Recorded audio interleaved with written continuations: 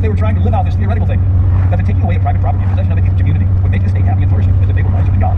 For in this instance, the community of property was found to breed much confusion and discontent, retard much employment, which would have been to the general benefit. For the young men, who were most able and fit for service, objected to being forced to spend their time and strength working for other men's wives and children without any recompense.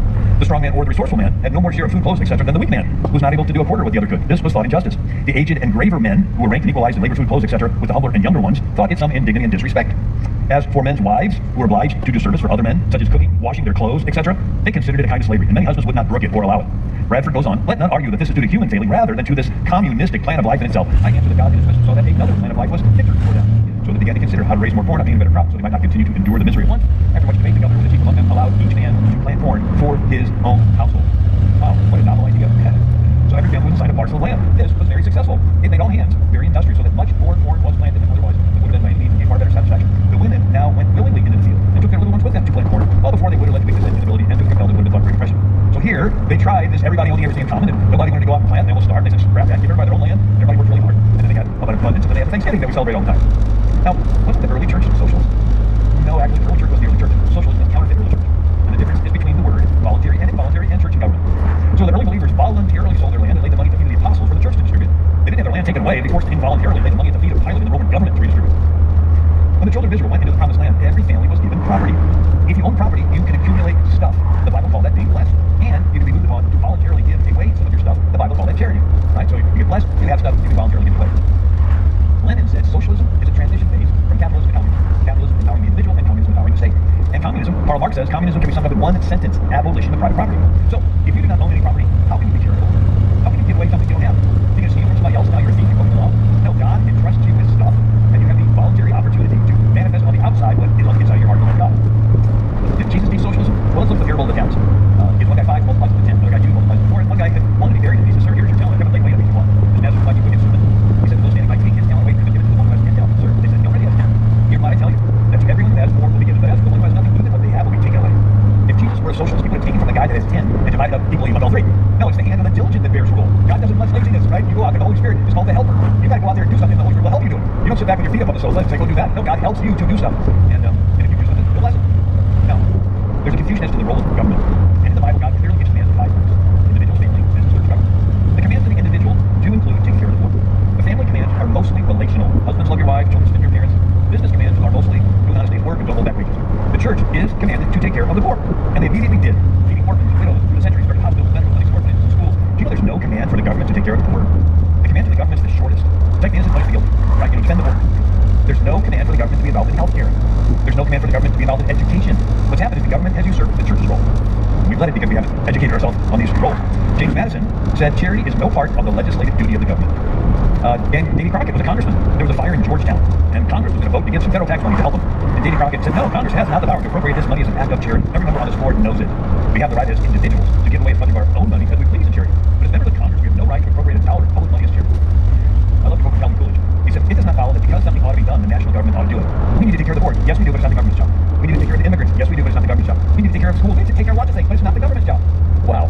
So sorry to interrupt. We are up against the break. We will pick back up right where we left off. Would you like to see this rally in its entirety? Yes, you are hearing it now, but the DVD offer includes Bill's entire presentation and his PowerPoints, which are a must-see to go along with the message. We all need to know these things. Your kids, your grandkids need to know these things, as they are more than likely not getting this at school. Now, because time is so limited here on radio, the DVD, again, is a must-see, a must-have resource. You can call our switchboard anytime during business hours and request the DVD, The Dangerous Fight Towards Socialism, with William J. Federer. Call 1-800-729-9829. That's 1-800-729-9829. Audio CDs for the car or home are also available. We'll be right back. Scripture says that as it was in the days of Noah, so shall the coming of the Son of Man be. Reminded from Genesis that every imagination of the thoughts of man's heart was only evil continually. Christ also spoke of impending wars, ethnic conflicts, spiritual deception, famines, pestilences, and earthquakes in various places. It sounds like today's newspaper headlines, yet many people are oblivious to the times in which we are living. In the book, It Could Happen Tomorrow, Dr. Gary Fraser presents future events that will shake the world. He writes of the Great Disappearing, American Prophecy, the Birth of the New World Order, the Islamic invasion of Israel, the Great Deceiver, the Global Religion, the Temple Rebuilt, the Mark, and the Glorious Appearing. The book presents both a message of hope to those who know Christ as Savior, as well as a message of warning to those who do not. It Could Happen Tomorrow is available for a donation of $15, or 2 copies for a donation of $25 by calling BCY America at 1-800-729-9829, 1-800-729-9829. Crosstalk continues on the BCY America Radio Network. Bill Federer is presenting The Dangerous Slide Towards Socialism from the BCY Rally in Southeast Wisconsin. Allow us to wind just a bit. This really does make sense. It shows us where responsibility really lies. Bill had just quoted Calvin Coolidge. I love the quote from Calvin Coolidge. He said, it does not follow that because something ought to be done, the national government ought to do it.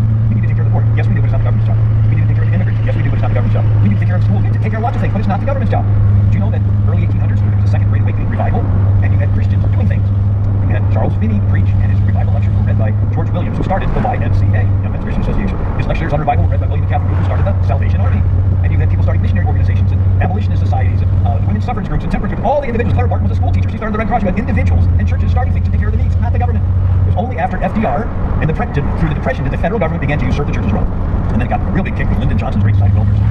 Gerald Ford said, people say, why don't you expand that program and spend more federal money? I look them in the eye and say, do you realize that a government big enough to give us everything we want is a government big enough to take from us everything we have? Now, what if older fish could tell younger fish to stay away from shiny things dangling in the water? But they can't. So every new generation of younger fish sees this shiny thing, they're attracted to it and pop. It's a hook, right? Socialism is a shiny thing dangling in the water. Free food, free clothes, free education, free welfare, free. Free is attractive, but there is a hook. You give up your independence, you give up control of your life. And when the church helps anybody, it's called disinterested benevolence. You want to get better for no other reason, you want to get better. Hopefully they'll help the next needy person that comes along. Whenever the government helps anybody, it's always in exchange for something. Like you're in Egypt, you need food, the government gives you food, but it's in exchange for your land, your cattle, your lives, your boats. When the church helps, it's personal, and the giver experiences the joy of the Lord. And the recipient feels the love of God for a real person. The government helps anybody, it's impersonal. You don't know whose pocket that money came out of that turned into the welfare check, and the recipient views it as a debt that is owed to them. And over time, the recipient loses self-esteem, and they want to channel that negative feeling somewhere. They end up blaming and hating the very government giving them free stuff. Interesting dynamic. So the pilgrims, they switch from covenant to covenant. What's that? From involuntary to voluntary. Instead of your stuff being involuntarily taken away because of the bylaws and redistributed, no, it's a covenant form of government where you get the stuff, and then you're moved upon in your heart to voluntarily care for your neighbor.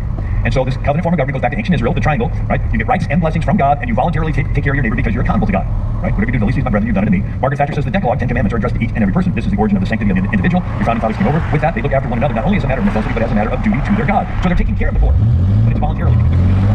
They look back during these long Europe, ancient Israel so much that they called Hebrew and Daniel Mark. And they looked at back particularly to that first 400-year period when Israel came out of Egypt before they got King Saul. Which the book of Judges, a little confusing, but it's a unique period in world history. We spent several years researching every civilization that ever existed on planet Earth. You can Nimrod, Tower of Babel, and the Assyrians, the Babylonians, the Elamites, the Egyptians, and it's all kings, Pharaohs, Caesars, Kaisers. They keep getting bigger and bigger. And finally, the king of England was the biggest. And America found a broke way and flipped it and made the people the king. But ancient Israel stands out as unique because the first 400 years out of Egypt, they had no king. Anyway, they worked with everybody was taught the law. They were taught the law. So if you think of government as a line, one side being full government, the other side being no government. No government, you get a king and he rules for fear. The no government side will be anarchy, unless the people have virtue. And in Israel's case, everybody being taught the law. And I was trying to think of a way of explaining it. Imagine if everybody downloaded a behavioral app on their iPhone. Right? Instead of the GPS app telling you to return, imagine a behavioral app. It tells you how to act in real time. Right? It sees you, it's monitoring your blood pulse, and it sees you're about to lose your temper at somebody that's in your vicinity, and it can hear the tone of your voice increase, it can follow you, and it says, alert, alert, don't lose your temper. And then it sees you in an expensive store with nobody in the vicinity, and it sees you looking a little bit longer at a certain item, and it checks your bank account, and you're being tempted to run to the algorithm, right? And it says, alert, alert, don't steal. So you have a behavioral app.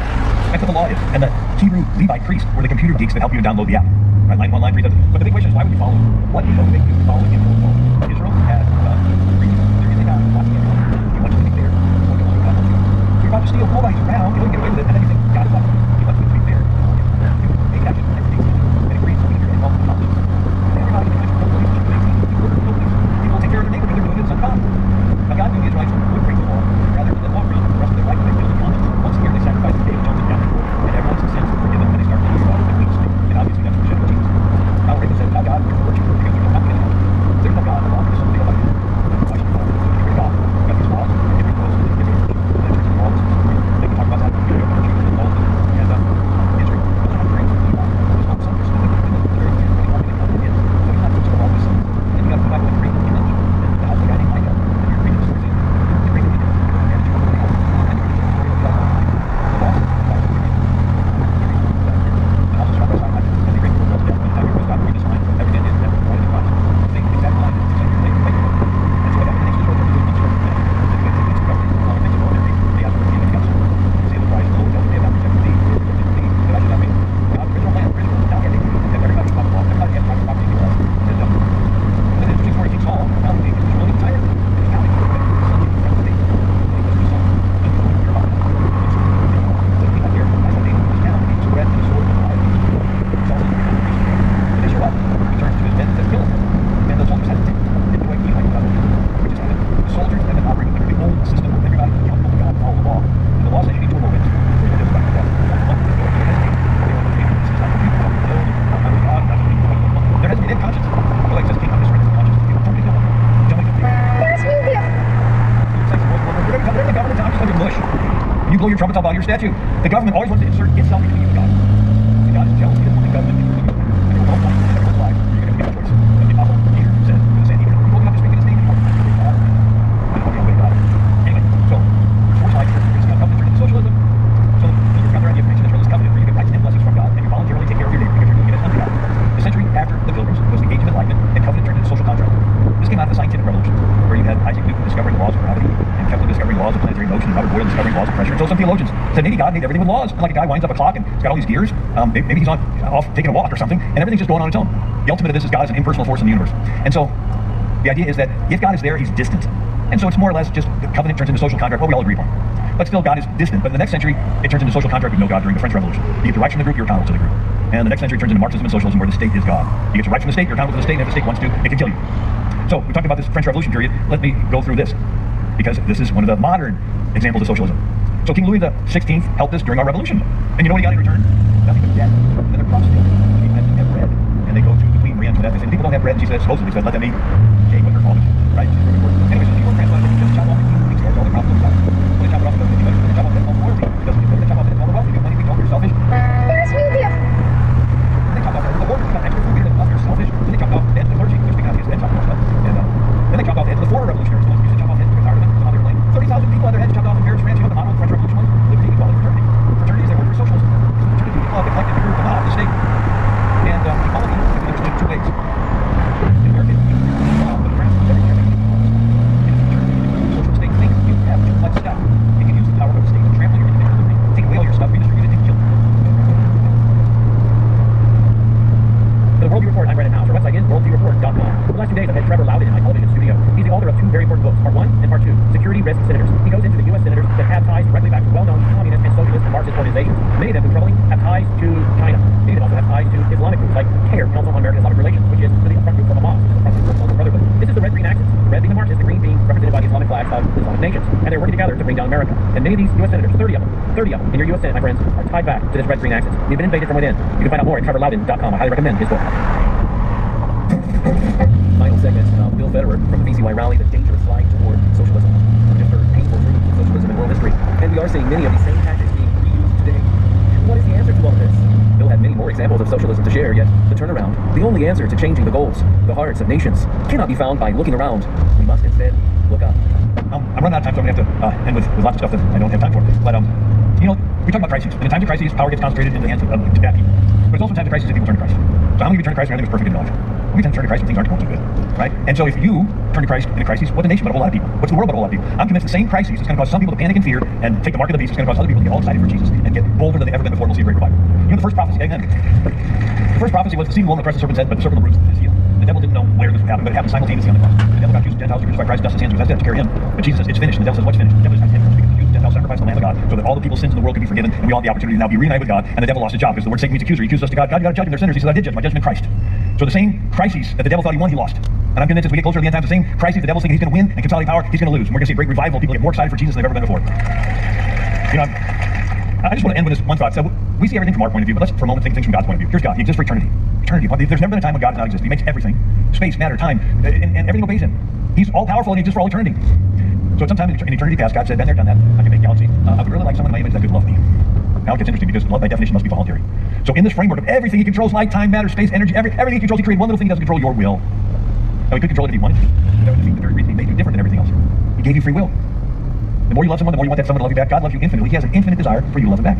But he won't force you to love him back, because the moment he would force you to love him, he himself would know he's forcing you to love him, and he would know your response is not a love response. And he hides himself behind his creation, because if he ever revealed himself in all of his universe-creating majesty, your response would be instinctive. And God's not interested in an instinctive response. He wants a voluntary response. So he hides himself behind creation. People say, well, God's real. Why doesn't he show himself? Why doesn't he prove it? Because the moment he would show himself to you, it would not only prove that he's real, it would prove your free will.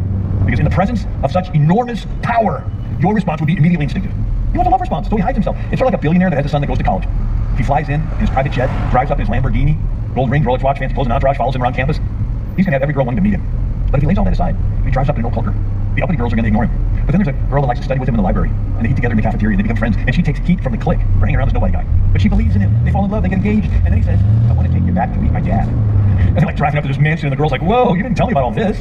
He knows that she loves him for him, not because of all of his stuff. God laid all that aside, and he was born in a manger. But the other side of God is he's just, which means he has to judge every sin. If God does not judge a sin, he's effectively giving consent to the sin. In common law, it's called the rule of tacit admission. And you've seen it in wedding ceremonies, where the pastor says, anybody against this wedding, speak now or forever hold your peace. If you're at the wedding silent, your silence is giving consent to the wedding. If there are sins going on and God is silent, not judging them, his silence is giving consent to the sin. And if God gives consent to sin, he's no longer a just God. So he's got to judge. So here he gives us free will, and he wants us to love him, and we have this free will, but what if we blow it in sin? The just side of God is he's got to slap us and destroy us. But he doesn't want that, so he has a plan. What's the plan? The plan is his own son to become the lamb and take the judgment we deserve upon himself on the cross. Jesus, the second second person of the Trinity, the only begotten Son of God, in the plan of redemption in the ages, became the Lamb and took the judgment for all the sins that we deserve upon himself. You know, I have a degree in accounting, so I like things in balance, and if you can imagine the scale, an eternal being, Jesus, who's innocent, suffering for a finite, limited period of time, is equal to all of us finite, limited beings who are guilty, suffering for an eternal period of time. Let me say that again. An eternal being, who's innocent, suffering for a finite period of time, is equal to all of us finite beings who are guilty, suffering for an eternal period. Infinity times finite equals finite times time. Right? An unlimited being, suffering for a limited period of time, is equal to all of us limited beings, suffering for an unlimited period of time. Jesus literally experienced the equivalent of eternal damnation in the place of human life, so that we could experience eternal life with our Father in heaven because of Jesus. That's why we sing praise songs to Jesus. And he's the only one that could have done it. For this entire presentation on DVD or audio CD, call during business hours 1-800-729-9829. Ask for no Betterer and the dangerous life for socialism. As we close, we reiterate what Bill just shared. The answer to man's greatest need is found in Jesus Christ, the Lord. You've been listening to Crosstalk via satellite and the internet from BCY America. Views expressed may or may not be those of this station. For CD of today's program, send a donation of $6 or more to BCY Take Ministry, 3434 West Gilmore Avenue, Milwaukee, Wisconsin, 53208, or download by RSS or podcast from crosstalkamerica.com. And join us again.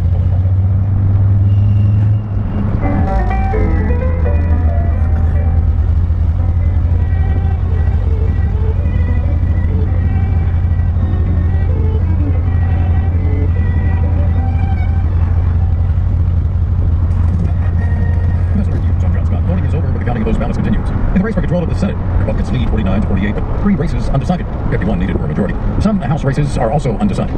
Georgia will head to a December 6th runoff as no Senate candidate reached the majority. Neither Democratic incumbent Raphael Warnock or his Republican challenger Herschel Walker garnered at least 50% of the vote. This voter said she'll vote for Walker again in the runoff. I love that Herschel Walker is for God and for Georgia, and he represents a lot of good, and he's doing this job because he cares about us. In state capitals, political show Republicans losing 2 governorships in traditionally Democratic states. Massachusetts voters chose Maura Healey to replace Republican Governor Charlie Baker, who opted against seeking a third term. Healey will be the state's first woman and first openly gay governor. In Maryland, Wes Moore replaces Republican Governor Larry Hogan. Moore will become the state's first black governor. Another newcomer to the governor's mansion, Republican Sarah Sanders, former White House press secretary, elected in Arkansas. 6 other gubernatorial results went to the incumbents. Republicans Ron DeSantis in Florida, Henry McMaster in South Carolina, Kate Ivey in Alabama, Bill Lee in Tennessee, and Kristen Nunu in New Hampshire, and Democrat J.D. Pritzker re-elected in Illinois. I'm Ben Thomas. Also at SRNews.com, tropical storm Nicole has made landfall in the Bahamas and will head towards Florida's east coast. Some evacuations have already begun. The Dow is down 562 points, the Nasdaq off 232. This is SRN News.